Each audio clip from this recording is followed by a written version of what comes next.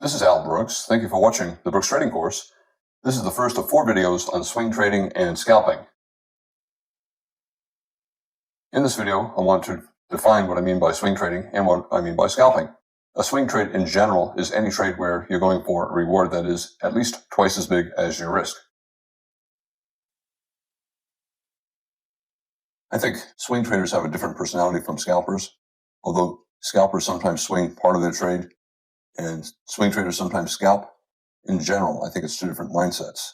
I think the vast majority of profitable traders are swing traders.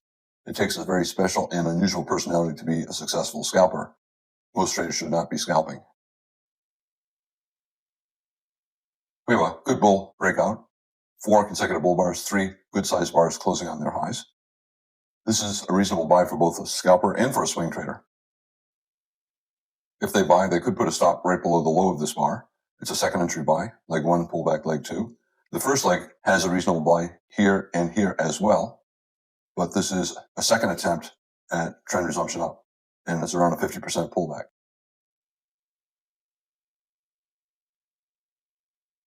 The initial risk is to below the bottom of the signal bar, and the traders buy just above the high of the signal bar. So they get in here, their initial risk is here. It's a fairly high probability trade, and therefore traders have a positive trader's equation if they exit with a reward simply equal to their risk.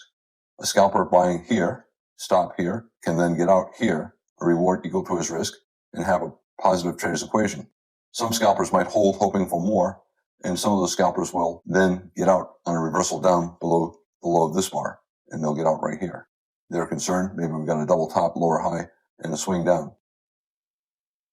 A scalper wants high probability of a profit, and that means a quick profit, and they do not want pullbacks, or they only want brief pullbacks. In return, they're willing to accept small reward. Any trader who wants a high probability trade is going to be taking a small profit. That is the trade-off. There always has to be a reason for an institution to take the other side of the trade. If you get high probability, you get small reward and generally relatively big risk. In other words, a bad risk-reward ratio. In general, a scalper needs a probability of 60 to 90% that the market is going to reach his reward before it hits his stop. Also in general, the reward is about the same size as the risk. In other words, a risk-reward ratio of 1, which is not very good. Most traders need to be going for a reward that is at least twice as big as their risk if they're going to be consistently profitable. The scalper gets out here. The swing trader holds on to his trade until the premise is no longer valid. For example, until there's a reasonable reason for bears to take a short. Possible final flag, the biggest bull bar, 20 or more bars into the trend, probably a climactic end of the trend, a bear bar closing on its low. This is a reasonable location to exit longs, thinking that either the market is going to enter a bear trend or it's going to go sideways and evolve into a trading range. The premise of a bull trend is now much lower, so it's reasonable for a swing trader to get out here. If he does, his reward is many times bigger than his initial risk.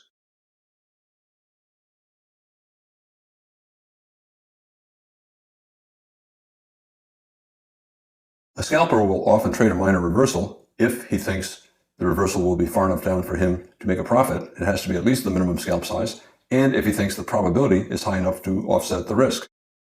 Remember, a minor reversal means that the trend is likely to continue or at least evolve into a trading range and not become an opposite trend. A minor reversal is small, and a scalper only needs a small profit.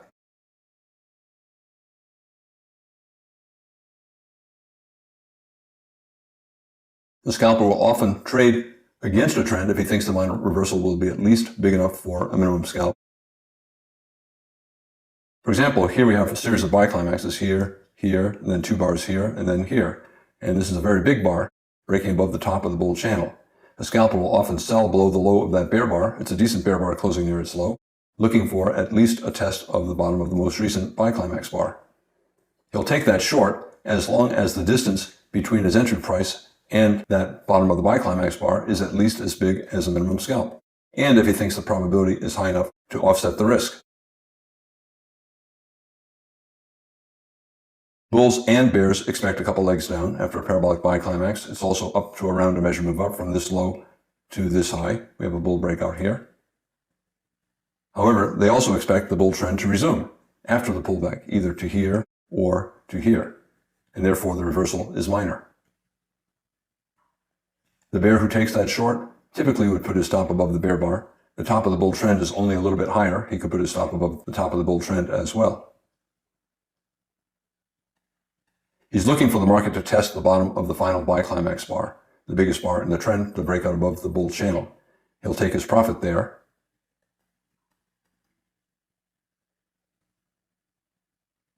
A swing trader will often hold on to his position despite minor reversals, because a minor reversal by definition means that the trend has not changed. The trend is likely to resume. For example, here we have a bull bar, another bull bar, and then we have a pair of bull bars breaking above a trading range, and we have a bull follow-through bar. A lot of bulls will buy that close, expecting that even if we reverse down here, there'll be at least a second leg up. If he buys here and it pulls back, he can buy more here. It'll test back up here. He can get out break even on his first entry and with a profit on his second entry. We have a pullback. It started after one more bar, a bull breakout of a bull channel and a decent reversal bar. It's probably going to pull back for a couple legs. One, pullback, two. Tight channel, it could be the first of a more complex pullback. One, pullback, two. In any case, any bull buying here believes this is a minor reversal and that either the reversal down will lead to a trading range, which it did for about 30 or 40 bars, or a resumption of the bull trend. And therefore, he's willing to buy, not exit on the minor reversal, and simply rely on his stop.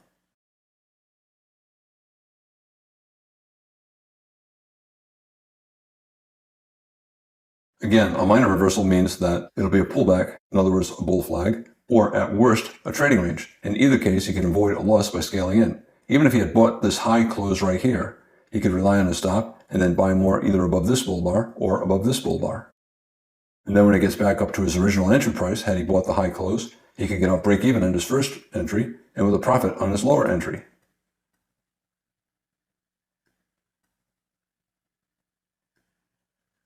Here, late in the session, we have another reversal. However, the bulls are losing momentum. We're getting a lot of doji bars. A horizontal trading range late in a bull trend often becomes the final bull flag.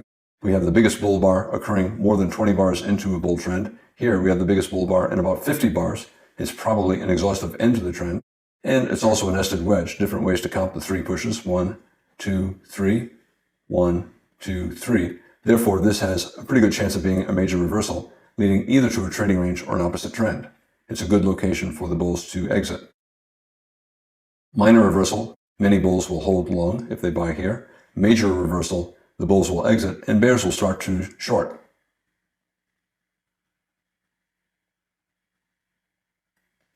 When there's a major reversal, traders expect either a bear trend or a trading range. A minor reversal in a bull trend, traders expect either a bull flag and trend resumption or a pullback and a trading range.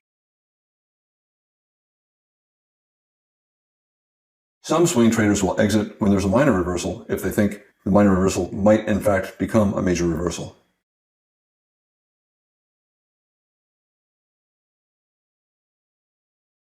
For example, let's say a bull bought the follow-through bar from this breakout, and then he sees an even bigger bar breaking above the top of a bull channel, and he sees that it's around a measured move up from this low to the top of what was a bear flag. We broke strongly above, and we went up to about a measured move, and then the market's reversing down. This might become a large trading range, and it could test all the way down to the bottom here. Some swing traders who buy here will exit here, knowing that it's probably going to either be a trading range or a bull flag, but they take that exit if they're willing to buy again when they think the bull trend is resuming up.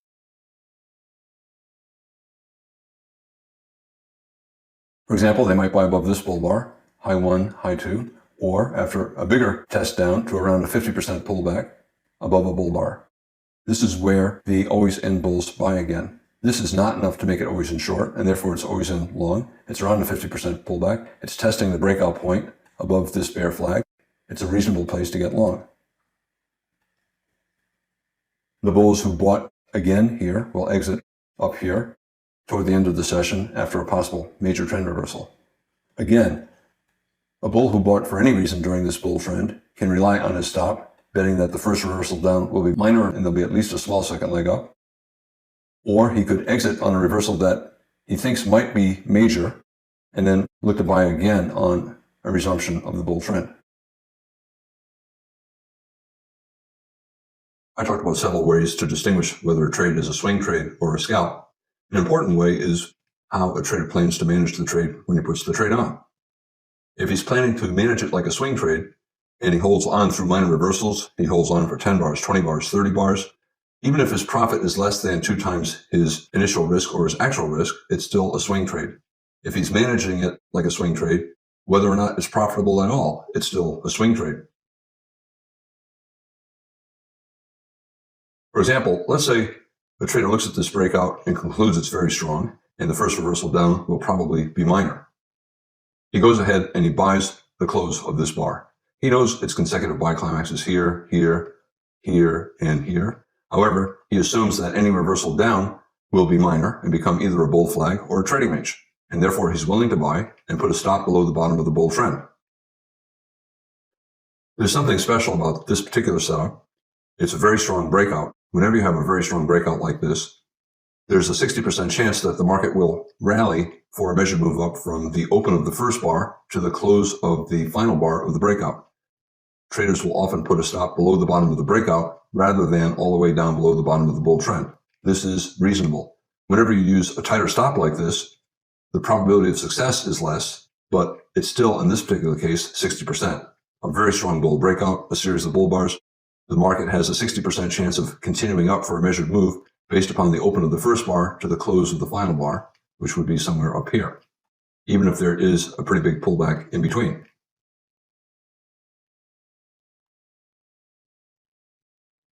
If the market goes straight up here in just one bar and he exits, is it a scalp or a swing? Well, the reward is probably many times greater than the size of a minimum scalp, and therefore I would call it a swing. He went for a profit that would have been many times bigger than the actual risk, and I would call that a swing. So for example, if he buys here and it just goes straight up here, his actual risk would have been very tiny, and his reward would have been very big relative to that risk. That would be a swing. Even though he'd be exiting in only one bar, which is what a scalper does, he would be getting a swing trader's profit, and he had the intention to hold for many, many bars with the goal of reaching that measured move target. Look what took place up here. The trader held his trade for about 50 bars. He held through a fairly deep pullback, a 50% pullback, a minor reversal though. And now we have a potential final bull flag right below the target. It's fairly common when the market gets near an important target for the market to turn down before it gets to the target. Because this is a possible major trend reversal, a wedge, 1, 2, 3, or 1, 2, 3, a final flag, and the biggest bull bar more than 20 bars into the trend. In fact, this bull bar is bigger than all the bull bars for maybe 50 or 60 bars. Therefore, very likely to be an exhaustion bar. It's reasonable to get out here. Some swing traders will continue to hold with their stop below the most recent major high or low, with the intention of getting out near their goal. When you're this close to the goal, do you really want to continue to use a stop down here? I think most swing traders would not risk this much to make this little profit. However, it's reasonable to do. Instead, they would exit here, wait for a couple legs down, and then buy again above a bull bar here, looking for a test of this high or the market reaching the target. When the probability is high like this, 60% or more, traders do not need a reward equal to 2 times the risk to make a positive trader's equation. All they need is a reward equal to their risk.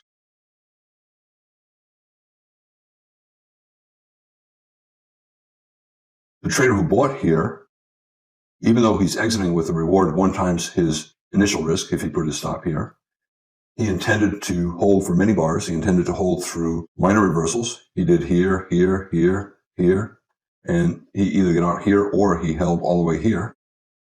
He was planning to manage the trade as a swing trade. He did manage it as a swing trade, and therefore it is a swing trade, even though the market did not reach a reward equal to 2 times his initial risk. His actual risk was below the low of this bar. If he bought here, the market turned down to here and went all the way up there. The most he needed to stay in the trade, in hindsight, was a stop right here. So he actually only risked from his entry price to just below the low of this bar. And this reward, I don't know if it's twice actual risk. Here's his entry price. Here's his actual risk. It's not quite twice his actual risk, but it doesn't matter. Traders would still call this a swing because he held for a lot of bars and he held through several minor reversals. Again, actual risk is just below the low of the deepest pullback after you entered the trade.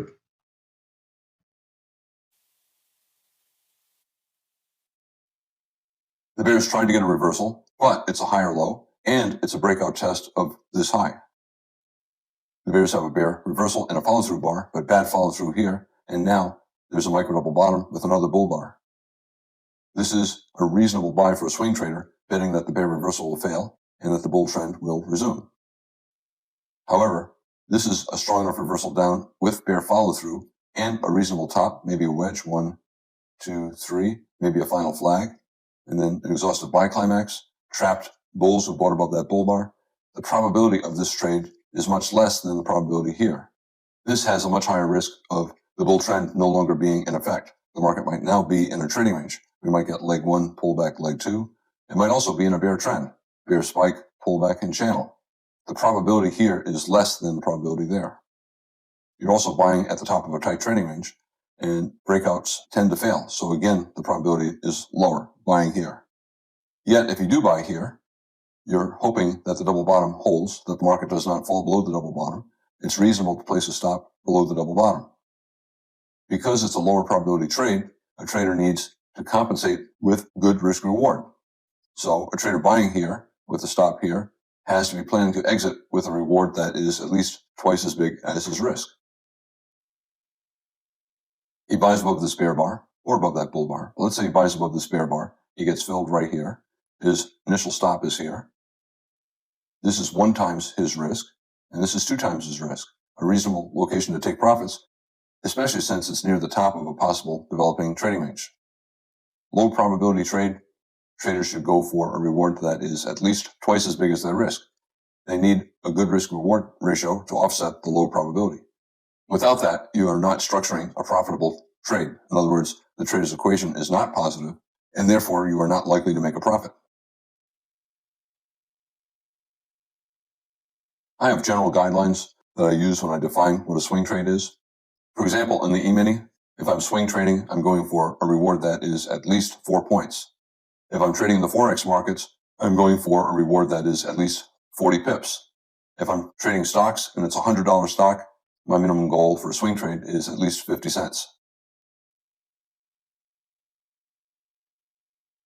When a swing trader takes a trade, he's hoping for a trend. And remember, a trend is a swing that covers at least half the bars on the screen. The minimum goal is 2 legs and 10 bars, but most swing traders are expecting at least 20 bars, and that is about 2 hours on a 5-minute chart. Also, the reward should be at least twice as big as the risk. It often is many times bigger.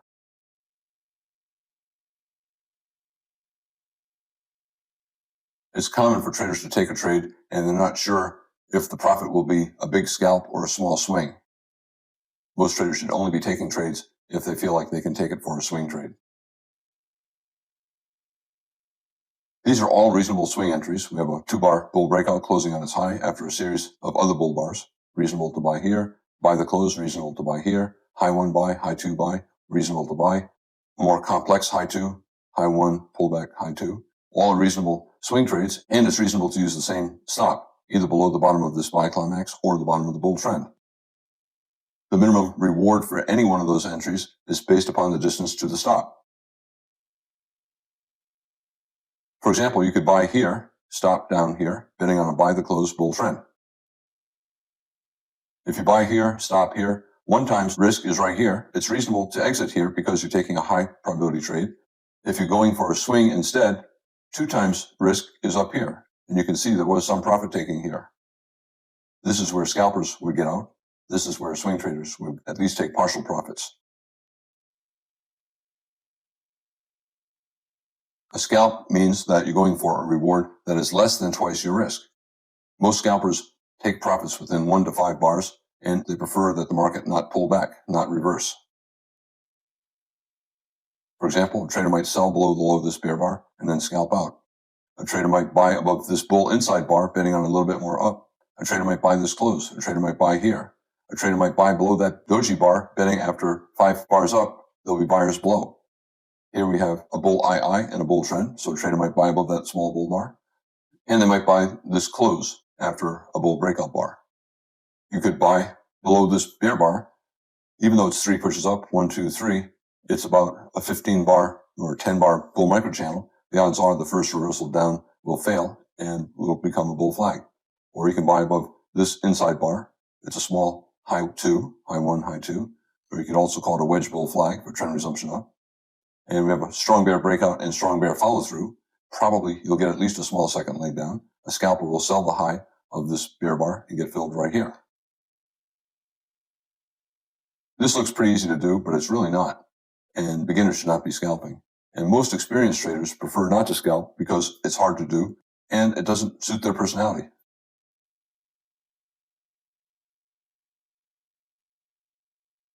Any scalp is a reasonable swing trade. And all of these are reasonable scalps, and they're also reasonable swing trades. Even selling here is a reasonable swing trade, although it turned into a loser. If you are scalping, it's easier to make money if you can use a swing stop and scale in. For example, if you're scalping, and let's say you bought here, it's better if you're able to use a stop down here or down here and then buy more lower. For example, the size of a scalp lower or the size of 2 scalps lower or on a reversal up, as long as this entry is at least as big as a scalp below your first entry. The traders who do buy here and buy more here will often try to get out break even around their first entry and then with a scalp on their second entry. Therefore, they want that second entry to be at least the size of a scalp below their first. If you are a scalper and you're using a wide stop and you're scaling in lower, it increases your probability of success, but it also increases your risk. You therefore have to be trading a very small position, at least initially, and you have to have the temperament that allows you to have a trade go against you. For example, if you buy here, are you able to hold long when the market is doing this, relying on your stop here or here? If you're not, if it causes too much stress, you cannot be doing that long term. That's not a career type of trade for you, and therefore you should not be taking that trade, at least not for a scalp. A swing trader would be much more comfortable buying here and putting a stop here or here, trusting that the odds are the market's going to have a second leg up. A scalper, on the other hand, is going for a very small profit, and he's very concerned about a risk that becomes greater than his reward. If you're unable to trade that comfortably, if you have too much stress, you cannot be doing that type of trade. And that is one of the main reasons why most traders should not be scalping as their primary source of income. It's just too hard to do emotionally. It's not fun for most traders. Most traders do not like to do it. It's too stressful. When the market's clearly always in long, and it is all the way up here, a swing trader can buy at any time and for any reason. However, he has to use the correct stop. And the correct stop is always below the bottom of the most recent strong leg up. In other words, the most recent higher low. Here we have a higher low, not yet a major higher low, but after you start to get a strong rally, especially a rally to a new high, this becomes a major higher low. No matter where you bought and for whatever reason you bought, once the market is up here, traders will put their stop here.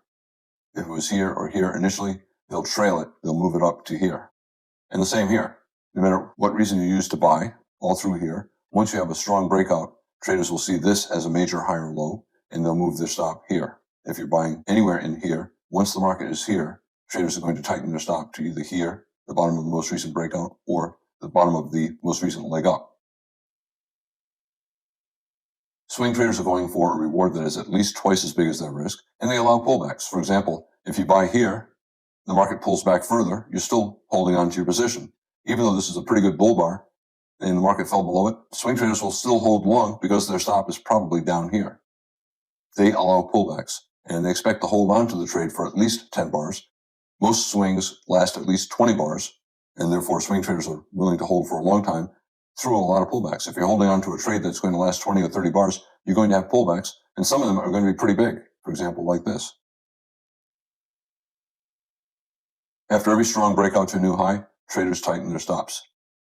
The market goes up here, you raise the stop to here. Whether it was here or here, you raise it to here. Now we have a strong breakout here. The stop is now here or here. That's called trailing your stop. Scalpers can only take a trade if they believe the probability is 60% or greater. And they want that probability to be 60% without scaling in. They're willing to scale in, but when they take the trade initially, they believe they're taking a high probability trade, a trade that has a probability of at least 60%. These are reasonable trades. Buying here, 60% chance the market is going to go up for a reward equal to the risk. Buying here, 60% chance it's going to go up at least as big as the risk.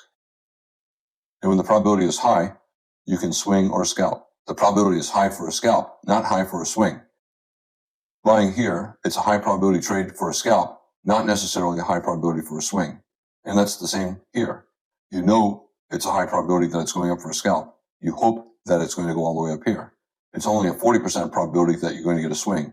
Any entry is only a 40% probability of a swing trade.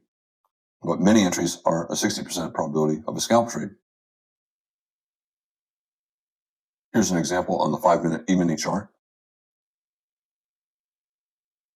If your stop is 8 ticks away from your entry price, then your risk is 8 ticks. If the reward is 16 ticks or more, twice the size of the risk, I call that a swing trade. If the profit is less than 16 ticks, I call it a scalp.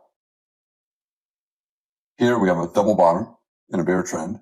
Pretty good buying here, and you have a good buy signal bar. So let's say a trader buys here, betting on either a scalp, betting on a trading range or a bear flag, or possibly even a bull trend, a reversal. If he buys here, his stop is going to be below the buy signal bar, and in this particular case, it's 10 ticks below his entry price. He entered 1 tick above the high of that bull bar, and his stop is 1 tick below. If he exits here, he has 10 ticks profit, and that's 1 times his risk. That is a scalp. It's a high probability trade. I think this is certainly good enough for a scalp, but it's also a reasonable swing trade. If he exits here, 2 times his risk, I would call it a swing trade. And obviously, if he exited below here or below here, that would also be a swing trade. The minimum goal for a swing trader is at least twice his risk. When he buys here, he has a 60% chance of the market going here, and maybe a 40 or 50% chance of it going here, and probably less than a 40% chance of it going all the way up here. If it does, this is 3 or 4 times his risk. That is a great risk-reward ratio. So for example, if he exits here, a wedge 1, 2, 3, testing near the high, you have a bear bar, you have a second leg up, strong enough breakout here for at least a small second leg up, and now it's reversing down. If he exits below this bear bar, he gets filled here. This is 38 ticks profit, which is far more than twice his risk, and therefore buying here and exiting here is a swing trade, just like exiting here is a swing trade as well. This is a 5-minute chart of the British pound versus the dollar. Most Forex traders don't refer to trades as swings or scalps. They call everything a trade. I use the term swings and scalps. Traders who do refer to trades as scalps are trading on 60-minute charts or smaller, and the scalp is between 10 and 50 pips. All other trades are simply trades. I usually distinguish swings and scalps because I tend to think of them differently. We have a pair of bull bars breaking out. We have a potential high in a trading range, or maybe there was a bear trend here, and maybe this is a bear flag. In either case, we're getting a pretty good breakout, a pair of big bull bars. It's reasonable to buy this close. It's a high probability buy for a scalp, and it's a reasonable buy for a swing trade. Swing trade, with a breakout like this, maybe 50% chance you'll get twice your risk, and maybe 40% chance you'll get more than twice your risk. If a trader exits here, he has 40 pips profit. Is it a scalp or is it a swing? If you're exiting here, I'd probably call it a scalp. You're exiting without any pullback, and you're exiting maybe around twice your risk, maybe less than twice your risk. If a trader exits here, he has 80 pips profit, which is clearly far more than twice his risk if his stop is here or here. And he sat through a pullback, another pullback attempt, and he has 2 legs up. Minimum goal for a swing trade is 10 bars and 2 legs. If you buy here, you have 1 leg, pullback, 2 leg, and you have more than 10 bars, and you have more than 50 pips profit. All of those things are enough for me to call that a swing trade. In this video, I talked about swing trading and scalping. A scalper is going for a quick profit. He's usually going to exit within 1 to 5 bars, and he does not want to allow more than simply a small pullback. A swing trader is going for a reward at least twice as big as the risk, and in general, he's looking for a trade that will last 20 or more bars. I'm Al Brooks. Thank you for watching the Brooks Trading Course. This is the first of 4 videos on swing trading and scalping.